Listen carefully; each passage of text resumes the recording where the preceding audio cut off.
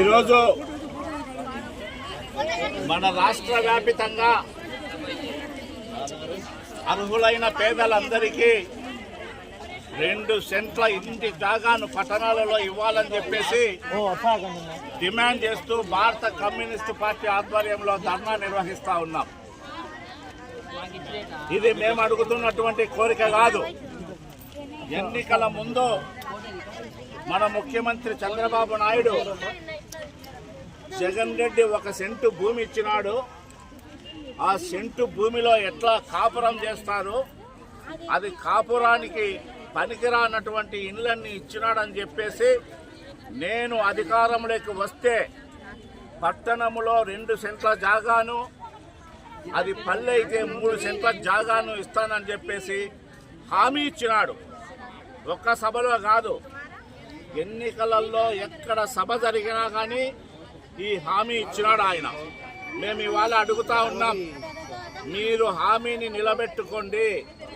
ఎంతో మంది ఈ రాష్ట్రంలో ఇప్పటికీ ఇల్లు లేనటువంటి వాళ్ళు పేదలు ఉన్నారు.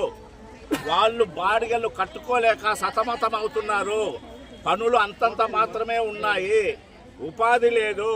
ఇటువంటి సందర్భంలో ఒక సొంత ఇంటి ఇస్తే బాడుగ భారం తగ్గిపోయి జనానికి కొంత ఊరటగా ఉందని చెప్పేసి ముఖ్యమంత్రి గారికి విజ్ఞప్తి చేస్తూ ఉన్నాం. ఇవాళ మేము ఎందుకు చేస్తున్నామంటే మీ మీద ఒత్తిడి తెచ్చేందుకు మేము ఈ పని కార్యక్రమం ధర్నా చేస్తూ ఉన్నాం. మీరు అనేక వాగ్దానాలు ఇచ్చినారు, ఎన్నికల ముందు అనేక వాగ్దానాలు ఇచ్చినారు, చాలా అమలు చేయలేదు. మీరేమన్నారు, నేను అధికారంలోకి వస్తే కరెంటు ఛార్జీలు పెంచను, వీలైతే తగ్గిస్తా అని చెప్పినారు. మీరు తగ్గియడం కాదు కదా, విపరీతంగా పెంచినారు. ఈ పీద బిక్కి మీద కూడా కరెంటు బిల్లులు కట్టలేక అల్లాడిపోతా ఉన్నారు. ఇంటి బాడుగా కట్టుకోవాలి, పెరిగిన కరెంటు ఛార్జీలు కట్టుకోవాలి. నువ్వు తగ్గియలా. ఇక్కడ స్టీల్ ఫ్యాక్టరీ పెడతామని చెప్పినావు, స్టీల్ ఫ్యాక్టరీ గురించి మాట్లాడడం లేదు. అట్లాగే ఉచిత బస్సు అన్నావు, అది మాట్లాడడం లేదు.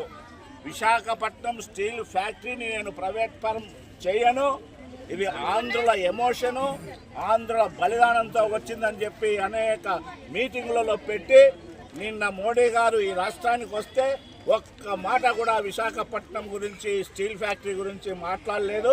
కడప జిల్లా స్టీల్ ఫ్యాక్టరీ గురించి కూడా మాట్లాడలేదు. అందుకని మీ మీద మాకు నమ్మకం పోతా ఉంది. అందుకని పేద ప్రజలందరినీ కూడగట్టి ఇవాళ మీరు చెప్పినటువంటి హామీ 2 సెంట్ల భూమిని పేదలకు పట్టణాలలో ఇవ్వాల్సిందే, 3 సెంట్ల భూమిని పల్లెలలో ఇవ్వాల్సిందే అని డిమాండ్ చేస్తూ ఉన్నాము. ఇచ్చేంత వరకు కూడా పోరాటం చేస్తాం. భూములు లేవా?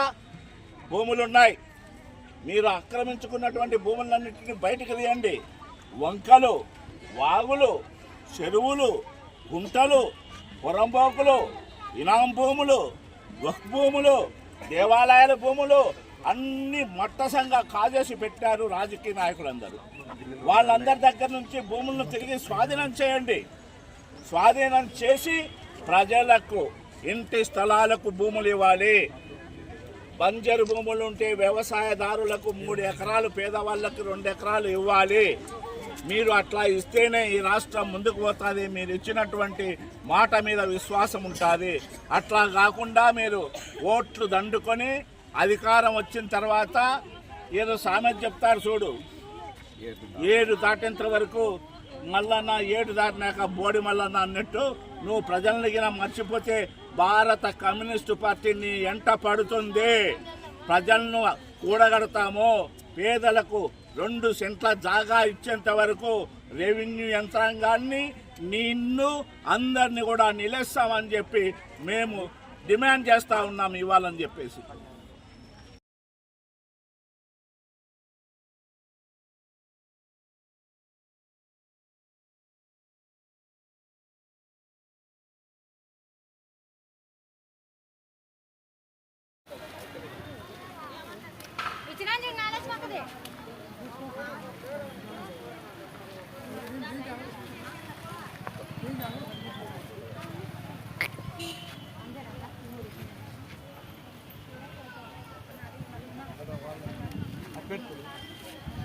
ఫోటో తీసుకుంటాను.